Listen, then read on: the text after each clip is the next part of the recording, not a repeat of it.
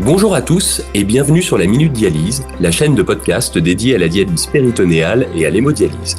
Aujourd'hui, pour nous parler de comment démarrer et développer une activité de dialyse péritonéale, nous avons le plaisir d'accueillir le Dr Guillaume Serré, néphrologue au centre Écho Le Mans.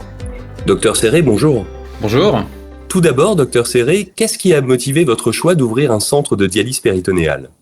Alors, je dirais que la première chose qui m'a motivé à ouvrir un centre de formation à la dialyse à domicile, parce qu'en réalité, nous avons lancé les deux activités d'hémodialyse et de dialyse péritonéale à domicile en même temps, c'est le souhait de rendre ces techniques plus accessibles pour le patient.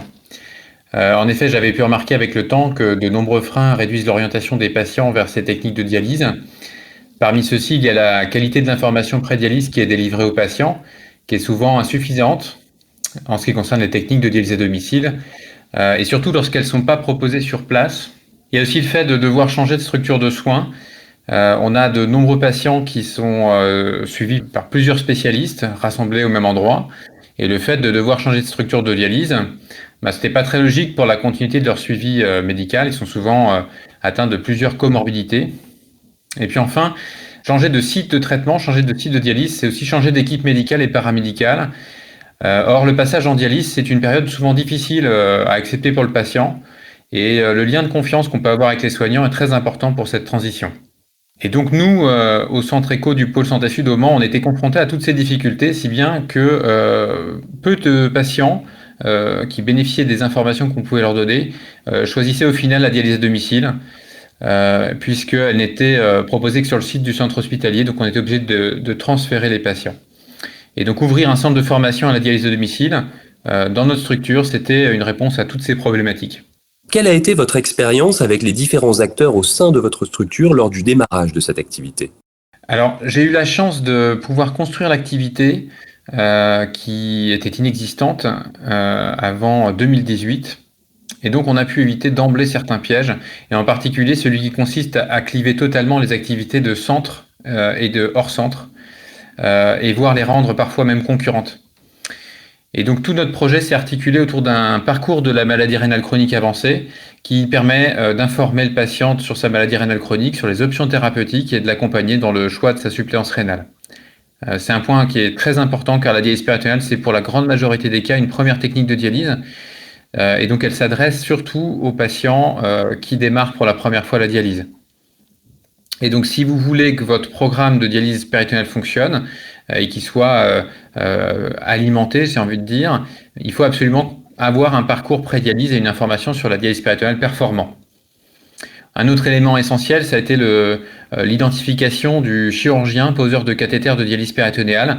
En effet, c'est vraiment un point crucial dans votre parcours d'orientation vers la dialyse péritonéale, puisque la fonctionnalité du cathéter va vraiment être primordiale pour et d'une faire adhérer les patients à leur traitement, et de deux pouvoir rendre disponibles toutes les possibilités, notamment la dialyse péritonéale automatisée nocturne. Et donc on a eu la chance d'avoir un chirurgien dans la structure motivé, qui a tout de suite compris les implications et les enjeux de la dialyse à domicile, et qui a finalement traité l'abord de dialyse péritonéale comme on traiterait le cathéter d'hémodialyse, c'est-à-dire c'est une urgence, et donc un cathéter demandé rapidement, il est posé rapidement chez nous. On a également fait passer le message très tôt que la participation de tous était nécessaire dans le service.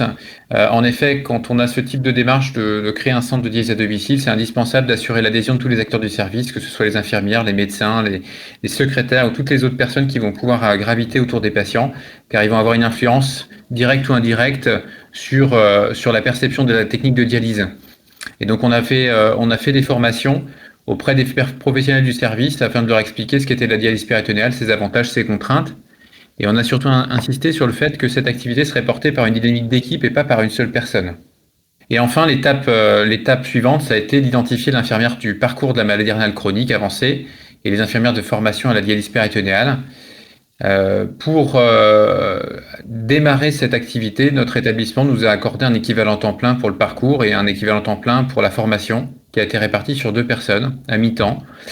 Et dès le début du projet, nous avons défini des jalons, des objectifs d'activité qui permettraient de débloquer du temps infirmier supplémentaire. Et ça aussi, c'est vraiment important quand on départ ce type d'activité, c'est de savoir où on va et d'avoir déjà une vision sur l'évolution possible des effectifs. Justement, comment s'est déroulée la formation des équipes d'infirmières diplômées d'État à la dialyse péritonéale? Alors par chance, l'infirmière parcours qui nous a rejoint dans le projet, donc le parcours maladie rénale chronique avancée, hein, c'était une création de poste finalement, et donc l'infirmière qu'on a identifiée pour remplir cette mission-là avait une grande expérience dans la dialyse péritonéale, et donc c'est elle qui a formé toutes ses collègues. La formation des équipes infirmières à la DP s'est fait en plusieurs étapes. Il y avait une première étape qui était finalement la plus simple et la plus rapide, c'était la découverte de la technique et des manipulations. Et donc pour cette partie-là, on a d'une part notre infirmière compétente en dialyse à domicile qui nous a permis de former ses collègues, et on a également facilement de l'aide des industriels de la dialyse péritonéale qui peuvent donner un petit coup de pouce à ce moment-là.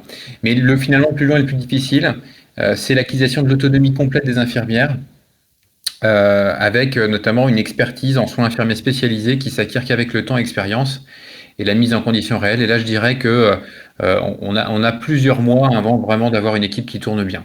En termes de logistique interne et externe, qu'avez-vous mis en place lors du démarrage de votre activité? Alors, concernant la logistique interne, l'implantation de l'activité de formation a nécessité qu'on ferme une salle d'hémodialyse de 4 postes, ce qui était quand même un message assez fort de la part de notre institution, de permettre ça. Et donc, avec quelques travaux, on a obtenu une salle de formation pour la dialyse péritonéale et l'hémodialyse à domicile avec un espace de stockage attenant. C'est en effet plus pratique pour la dialyse péritonéale, notamment d'avoir un stock de consommables sur place à proximité immédiate, notamment pour les urgences et les replis. La gestion des replis était un petit peu plus délicate pour nous puisque nous sommes un établissement associatif implanté dans une clinique privée, et donc ce ne sera pas les mêmes acteurs, notamment les mêmes infirmières qui vont être de chaque côté. Nous, les néphrologues, nous étions déjà liés par convention avec l'établissement privé pour permettre notre intervention sur les services d'hospitalisation, mais il a fallu former des infirmières dans les services de médecine pour la dialyse péritonéale, ce qui a pris un certain temps puisque c'est arrivé à peu près en même temps que la pandémie SARS-CoV-2 et la carence d'infirmières qui s'en est suivie. Concernant le recrutement des infirmières libérales, c'est un sujet important parce que c'est vraiment une problématique en Sarthe et ailleurs. En soi, la formation d'une infirmière libérale, c'est pas très compliqué, ça prend pas beaucoup de temps, mais le point difficile, c'est de trouver des infirmières coopérantes dans le secteur où réside le patient. Et encore trop souvent, il est parfois nécessaire d'annuler un projet de dialyse à domicile assisté, faute d'infirmières. Et concernant le recrutement patient, quelle a été votre expérience? Dès son démarrage, le projet a été vraiment porteur. On a eu du succès quasiment immédiatement. Et on a pu constater que la dialyse à domicile était souvent choisie par les patients à l'issue du parcours maladie rénale chronique avancée. Donc ça corroborait bien le fait que finalement le changement de lieu géographique de suivi, le changement d'équipe soignante, c'était vraiment un truc très important. En 2022, on avait 35% de nos patients qui avaient choisi la dialyse à domicile au terme du programme, ce qui est en soi en fait un succès. C'était vraiment, on s'était fixé l'objectif de à peu près 30% de patients qui faisaient le choix de la dialyse à domicile, sachant que 30% de patients qui choisissent, c'est pas forcément 30% de patients qui y arrivent dans les faits, puisqu'il peut y avoir tout un tas d'événements intercurrents qui font que finalement le patient n'est pas orienté vers la technique qu'il avait vraiment choisie, notamment s'il y a une aggravation rapide et inattendue de la fonction rénale, on peut être amené à prendre le patient en hémodialyse. Voilà, mais déjà, c'était le succès du parcours maladie rénale chronique qui se traduisait par ce chiffre de 35% de patients qui choisissent la dialyse à domicile. Quel conseil donneriez-vous à un confrère qui souhaiterait démarrer une activité de dialyse péritonéale? Alors, si je devais donner un conseil, ça serait d'abord de travailler sur l'adhésion de l'ensemble des personnels du service sur le projet de dialyse à domicile. Ça se voit encore parfois, mais on ne peut pas porter un tel projet tout seul. L'orientation des patients vers la dialyse à domicile dépend de multiples facteurs et de toutes les interactions qu'il va avoir avec les membres de votre service. Et donc c'est très important parce qu'il faut vraiment que le patient ressente comme légitime la dialyse parmi les autres solutions de traitement, la dialyse à domicile, parmi les autres solutions de traitement qui vont lui être proposées. Et ensuite, il faut absolument aussi une équipe de dialyse à domicile bien construite avec des personnalités qui vont vous aider à passer les différents obstacles qui seront nombreux. Et une des premières qualités que je recherche moi chez les personnes qui travaillent sur cette activité, c'est l'autonomie et la capacité de prendre rapidement des décisions, alors pas forcément tout seul, mais en tout cas d'anticiper les décisions qui vont pouvoir être prises par les médecins, parce qu'on a vraiment très souvent besoin de déléguer des tâches aux infirmières, et donc il faut des gens autonomes. Si on revient au sujet du recrutement des patients, comment présentez-vous l'ensemble des modalités de prise en charge dans votre centre ? Et quelle a été la perception des patients face à cette nouvelle modalité de dialyse ? Alors dans notre centre, et je pense parler pour l'ensemble de mes collègues, la présentation des différents moyens de suppléance rénale se fait en plusieurs étapes.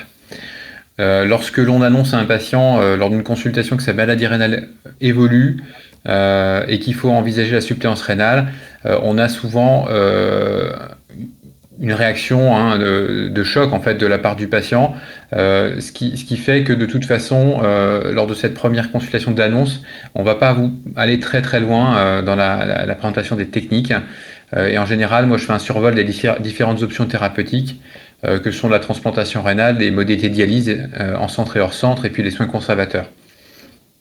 Évidemment, on répond aux questions du patient s'il y en a. Mais la plupart du temps, en fait, on convient d'approfondir le sujet lors des consultations suivantes, et c'est en général l'occasion de fixer un nouveau rendez-vous avec l'infirmière parcours qui, à ce moment-là, prendra le temps de reformuler et de faire une consultation de présentation des modalités de suppléance dédiées. Et ça peut être également le cas de répondre à des questions qui auront eu le temps d'émerger après cette annonce. Et puis par la suite, notre infirmière parcours va rester disponible pour le patient s'il le souhaite, pour des précisions ou une nouvelle information. Ça peut également être une visite du centre de dialyse par exemple, ou une présentation collective. On est en train de mettre ça en place, des présentations collectives des différentes modalités de traitement. Un grand merci, Dr Serré, de nous avoir éclairé sur cette question de comment démarrer et développer une activité de dialyse péritonéale. Quant à vous, chers auditeurs, nous vous remercions de votre fidélité et vous donnons rendez-vous pour un prochain numéro de la Minute Dialyse. À très bientôt.